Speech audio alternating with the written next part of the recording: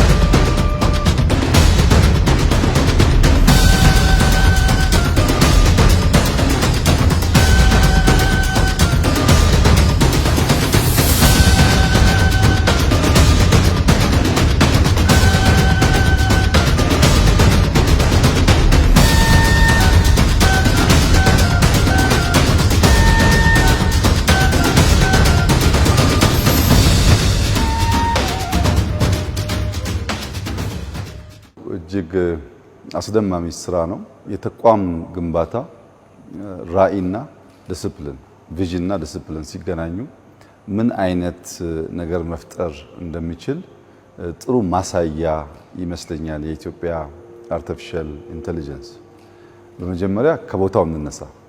ይህ ቦታ ለብዙ ዓመታት የኢቲቪ ሄድኳርተር የነበረ ቦታ ነው። መቼም የኢቲቪ ሰራተኞች እና ተቋሙን የመምራት እድል የነበራቸው ሰዎች ዛሬ መጥተው ይህንን ቦታ ቢያዩት እኛ የነበርንበት ህንፃ ነው ብለው ሊያስቡ የሚችሉ አይመስለኝም። እኔም ኢቢሲ በደንብ አውቀዋለሁ፣ ቦርድ አባል ሆኜ አገልግያለሁ። ይህን አይነት ቁመና መልክ አልነበረው። ምን ማለት ነው? በደንብ ግልጥ አድርገው የማየት የመስራት ከባቢን የመቀየር ተቋም የመገንባት ልምዳችን አናሳ ነበር ማለት ነው። ዛሬ አርቲፊሻል ኢንተለጀንስ በመስሪያ ቦታ በኤርጎኖሚክሱ ብቻ ቢወሰድ ለኢትዮጵያ በከፍተኛ ደረጃ አይንገላጭ አዲስ ምልከታን አዲስ እይታን የሚገልጥ የሚያሳይ በጣም ለስራ ምቹ የሆነ ወጣቶች ረጅም ሰዓት ተቀምጠው ሊሰሩበት የሚችሉበት ተቋምና ስፍራ ሆነው ተሰርቷል። ይሄ በጣም ኢምፕሬሲቭ ነው በራሱ። ከዚያ ባሻገር ግን አርቲፊሻል ኢንተለጀንስ 5 ዓመት ገደማ ነው በተቋም መልክ ካስጀመር ነው። የዛሬ 5 ዓመት አርቲፊሻል ኢንተለጀንስ ሚሊዮን ሐሳብ ስናነሳ ተቋም ይፈጠር ሲባል በእኛም ውስጥ እንዲሁ በቀላሉ ተቀባይነት ያለው ሐሳብ ብዙዎች በቀላሉ የገዙት ጉዳይ አልነበረም።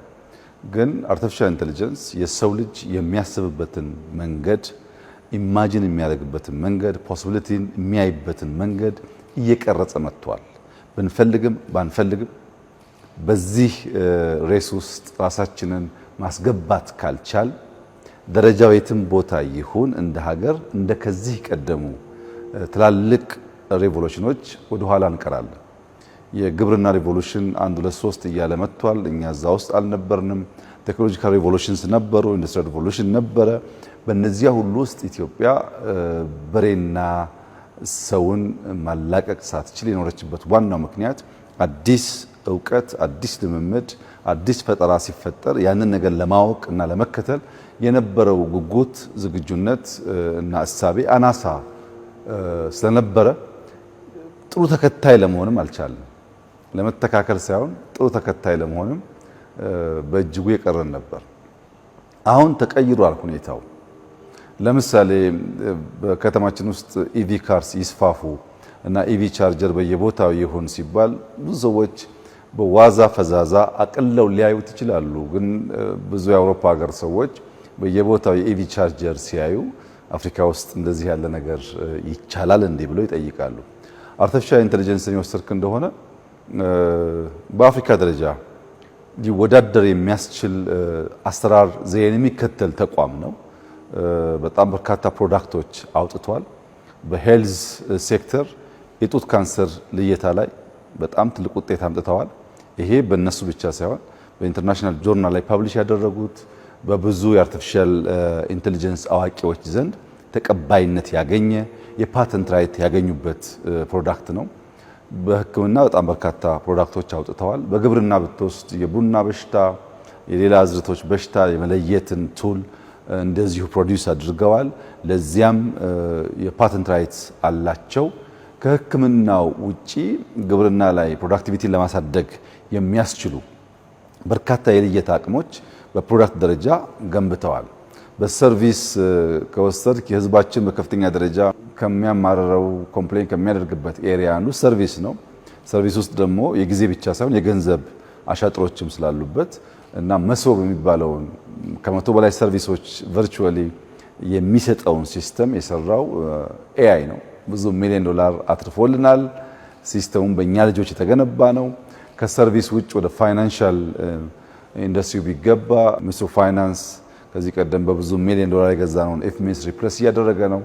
በከስተም በሬቨኒው ኦቶሪቲ ብንወስድ ከፖርት ጀምሮ ያሉ ሎጂስቲክሶችን ትራክ ለማድረግ የሚያስችል ሲስተሞች ሰርተዋል። በብዙ ኤሪያስ ላይ ኢንቮልቭ እያደረጉ ነው። ከዛ በላይ ግን የኛ አርቲፊሻል ኢንተለጀንስ ተቋም ሞቶ ኤአይ ፎር ኦል ነው። ኤአይን ለሁሉም ሰዎች ማገልገል፣ ማገዝ፣ መጥቀም እንዲችል አድርጎ መስራት ነው። አንዱ ከዚህ አንጻር የሚታየው የክላውድ ኮምፒውቲንግ ነው። ክላውድ ኮምፒውቲንግ እና ቢግ ዴታ ላይ እየሰሩ ያሉት ስራ በጣም ከፍተኛ የሆነ አቅም ያላቸው የዴታ ሴንተርስ ገንብተዋል። ብዙ ዴታ አኩሙሌት እያደረጉ ነው። ዴታን ማይን ማድረግ፣ ፕሮሰስ ማድረግ፣ አናላይዝ ማድረግ ካፓሲቲም ኢንሃውስ በተሰሩ ቱሎች ነው እየሰሩ ያሉት። በዚያም ዳታን አዘ ሶቨረን ወልዝ የመውሰድ ብቻ ሳይሆን የመጠቀም አቅማችን ላይም ከፍተኛ ውጤት እያመጣ ያለ ነው። ለምሳሌ ከዳታ አጠቃቀም ጋር ተያይዞ የኢትዮጵያ ቋንቋዎች አማርኛ፣ ኦሮምኛ፣ ሶማሊኛ፣ ትግረኛ፣ አፋርኛ ቋንቋዎች እርስ በርስ አፋርኛ ተናጋሪ ከሶማሊኛ ተናጋሪ ጋር ኤአይን ብቻ ተጠቅሞ ሶስተኛ ሰው ሳያስገባ መግባባት የሚችልበትን መንገድ በጽሁፍ የገባን ቴክስት ወደ ኦዲዮ የመቀየር በኦዲዮ የተሰማውን ወደ ቴክስት የመቀየር የመሳሰሉት አይነት ሰርቪስ ለመስጠት በሺህ ሰዓቶች የሚቆጠሩ ኦዲዮ ዴታ ሴቭ አድርገው እየሰሩ ይገኛሉ። የኢትዮጵያ አርቲፊሻል ኢንተለጀንስ በ5 ዓመት ውስጥ እዚህ ደረስ ብሎ ማሰብ በጣም ይከብዳል። በአፍሪካ በከፍተኛ ደረጃ የሚታይ ተቋም ነው። ሮቦቲክስ ላይ የስሪዲ ማሽን ሲኤንሲን በመጠቀም የሮቦት ፓርትን ይሰራሉ።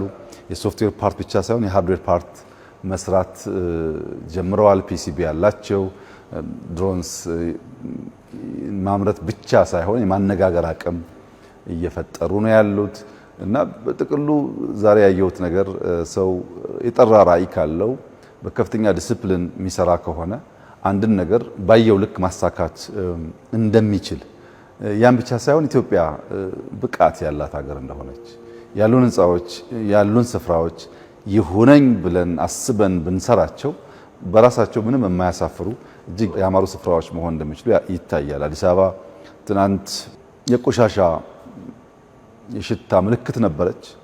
ብዙዎች ከአዲስ አበባ ወጣ ብለን ከተማን ገንባ ይሉ ነበር። የለም ከተማችን መቀየር ይቻላል ተብሎ የተጀመረው ስራ ሙሉ በሙሉ ያለቀም ባይሆን አሁን በሚታየው ደረጃ የአዲስ አበባን ውበት በከፍተኛ ደረጃ እየገለጠ ይገኛል። በተቋም ግንባታም እንደዚህ ተቋሞቻችን የግድ አዳዲስ ህንፃ ሳይሆን ያሉን ህንፃዎች ፈንክሽናል አድርገን ከፈትፈት አድርገን ቴክኖሎጂ ተጠቅመን ብንሰራቸው እንደዚህ ያለ መስሪያ ቦታ መፍጠር እንደሚችል ይሄን ደግሞ ኢትዮጵያውያን መስራት እንደሚችሉ ታይቷል። ሁለት በጣም ደስ ያሉኝ እና በርካታ ወጣቶች ኢትዮጵያውያን ቢያዩት ብዬ በተለየ መንገድ ደግሞ ያየሁት ሁለት ጉዳይ አለ። አንደኛ የኢመርሲቭ ኤክስፒሪየንሱ ነው። ይሄ ኢመርሲቭ ቴክኖሎጂ ብዙ ሀገር በስፋት የሚታይ ባይሆንም በሌሎች ሀገራት ግን አለ። በሌሎች ሀገራት ስናይ በአጠረ ጊዜ ውስጥ ኢትዮጵያ የኢመርሲቭ ኤክስፒሪየንስ ይኖራታል የሚል ግምት አልነበረኝም። ይሄ ለወጣቶች በጣም ወሳኝ ነው። ዝም ብሎ ሙቪ ማየት አንድን የተቀረጸ ፊልም ማየት አይደለም። እዚያ ውስጥ ገብቶ ነው ኤክስፒሪየንስ ማድረግ ነው። ይንቀሳቀሳል፣ እንዳየኸው ባህር ሲገባ ባህር ያስገባሃል፣ ውሃ ይረጭብሃል፣ ወደ ሰማይ ሲወጣ ሪል የሆነ ስሜት ነው ያለው። ይሄንን ነገር እያዩ የሚያድጉ ልጆች ብዙ ነገር ለመፍጠር እድል ይሰጣቸዋል። በሁሉም ዳይሜንሽን የማየት በሁሉም ሴንሰር ፊል ማድረግ ማለት ነው። በብዙ ዳይሜንሽን ሰው የሚያየው ነገር አካል ሆኖ በውስጥ ገብቶ እንዲሰማው እንዲያይ እንዲያስተውል የሚያደርግ የኢትዮጵያ ወጣቶች ታዳጊዎች በሀገራቸው እንደዚህ ያለውን ነገር ለማየት እድል ማግኘታቸው በጣም ደስ ይለኛል። እኔ በሌላው ዓለም ባየሁበት ጊዜ ባጠረ ጊዜ እናገኘዋለን ብዬ አላሰብኩም። ይሄን ደግሞ ብናበራክተው አሁን መጥቷል ብናስፋፋው በጣም ደስ የሚል ነገር ነው። ልጆች ይገባቸዋል ምን እያልኩ እንዳለው በቪዲዮ ያዩትን ነገር በአካል ኤክስፒሪየንስ ማድረግ ሲችሉ ማለት ነው። ሁለተኛው በጣም አስደማሚው ነገር ግን የስታርታፕ የሚያሰሩበት ቦታ ነው። እዚህ ጋር የደነቀኝ ነገር በቅርቡ ወደ ፈረንሳይ ሀገር ጉብኝት ሄደን ነበር። በዚያ ጉብኝት ወቅት አንዱ የምናየው አርቲፊሻል ኢንተለጀንስ ጋር የሚያያዝ ጉዳይ ስለሆነ የአርቲፊሻል ኢንተለጀንስ ዋና ስራ አስፈጻሚ ዶክተር ወርቁ ከኛ ጋር ነበሩ እና አንዱ ያየነው በፕራይቬት ተቋም የሚሰራ የስታርታፕ ሴንተር ነው። ሰዎች አይዲያቸውን ብቻ ይዘው ወደዛ ሴንተር መጥተው አይዲያቸውን ካወዳደሩ በኋላ እዛ ቦታ ላይ ልክ እንደ ሰራተኛ ቢሮ አላቸው፣ መሰብሰቢያ አዳራሽ አላቸው፣ ኢንተርኔት አላቸው፣ ኮምፒውተር አላቸው።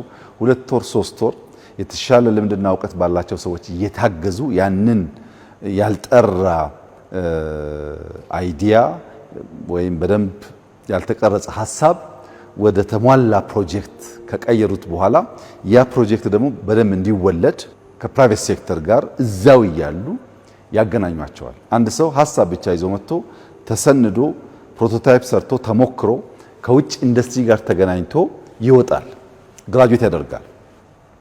ኢትዮጵያ ውስጥ መንግስት ይሁነኝ ብሎ ፎቅ ሰርቶ ኮምፒውተር ቦታ ሟልቶ ሀሳብ ያላችሁ ወጣቶች፣ የቢሮ ክራይ ቸግራችሁ፣ ኢንተርኔት የማታገኙ አጋዥ ደጋፊ ያጣችሁ ወጣቶች ለ3 ወር ለ4 ወር ኑና እኔ ቢሮ አበጅላችኋለሁ፣ ኢንተርኔት በነጻ ታገኛላችሁ፣ ደግፌ ሀሳባችሁን ከፕራይቬት ሴክተር ጋር አገናኝቼ እንዲወለድ አደርጋለሁ የሚል በጣም ጀነረስ የሆነ በጣም ካይንድ የሆነ እሳቤ ኢትዮጵያ ውስጥ ማየት ቀላል ነገር አይደለም። ወጣቶች እንዲህ ያለውን ሀሳባቸውን ይዘው መጥተው ታግዘው ከኢንዱስትሪ ጋር አገናኝተን ሀሳቦቻቸው ሳይሞቱ ሳይጨነግፉ ተወልደው ወደ ቢዝነስ እንዲያድጉ የሚያስችል ኢንቫይሮንመንት በኤአይ መፈጠሩ በጣም ኢምፕሬሲቭ ነው። ከ200 ሰው በላይ አይታችኋል፣ ወጣቶች ሰብስበዋል። እነዚህ ልጆች ከዚህ ከ200 ውስጥ 50 ሰው ተሳክቶለት ፕሮጀክቱ ቢወጣ ከ50 ሰው 10 ሰው የራሱ ኩባንያ ቢፈጥር ከሆነ ዓመት በኋላ ወደ ዩኒኮርን ቢያድርግ ቢሊየነርስ እንፈጥራለን ማለት ነው። መንግስት ይሁነኝ ብሎ አስቦ ትውልድ ላይ መስራት እንዳለበት የሚያመላክት የሚጨበጥ ነገር ነው። በመንግስትና በግለሰቦች በመንግስትና ሀሳብ ባላቸው ሰዎች በሚፈጥሩ ሰዎች መካከል ያለው ግንኙነት በትምህርት ቤት ውስጥ ማለፍ ብቻ መሆን የለበትም። ትምህርት ቤት የራሱ የሚሰጠው ቤዚክ እውቀት አለ። ከዚያ ባሻገር ግን የተለየ ታለንት ያላቸው ሰዎች እየታገዙ ሀሳቦቻቸው እንዲወለዱ ማድረግ ከቻል ኢትዮጵያ ውስጥ በጣም በርካታ ሀሳቦች፣ በጣም በርካታ ስራዎች፣ ኩባንያዎች ይፈጠራሉ ማለት ነው። እንግዲህ አንድ መታረም ያለበት እሳቤ አለ። አፍሪካ ውስጥ ወይም ኢትዮጵያ ውስጥ አንድ ነገር ጀምሮ መጨረስ አይቻልም። ከፍ ያለውን ጉዳይ እኛ መግባት አይገባንም። ትላልቁን ነገር ሌሎቹ መተው አለብን የሚባል ፕሪኮንሲቭድ ኖሽን አለ። ዳ ፕሪኮንሲቭድ ኖሽን አትችሉም፣ አትሞክሩት፣ ለእናንተ አይገባችሁም የሚል በታችነት የመነጨው ሀሳብ ትክክለኛ አይደለም። የኢትዮጵያ ሕዝብ አብዛኛው ወጣት ነው።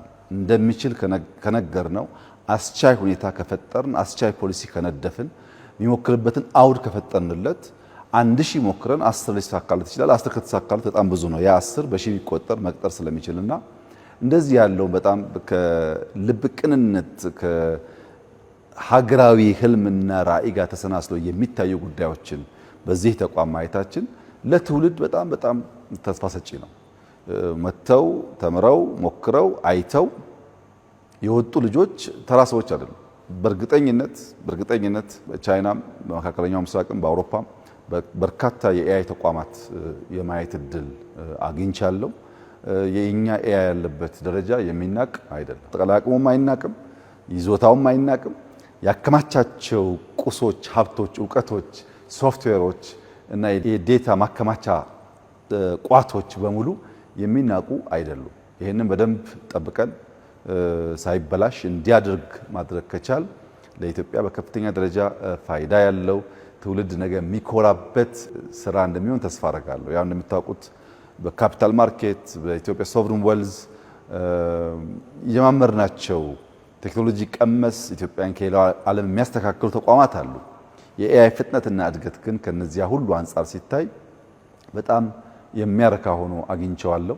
ሁላችንም ትምህርት ሰጪ ነው። ይህ ስራ እንዲሳካ የዚህ ተቋም አመራሮች፣ ሰራተኞች፣ ደጋፊ አካላት መቼም ጠንካራ ስራ እንደሰሩ ራሱ ፍሬው ይናገራል።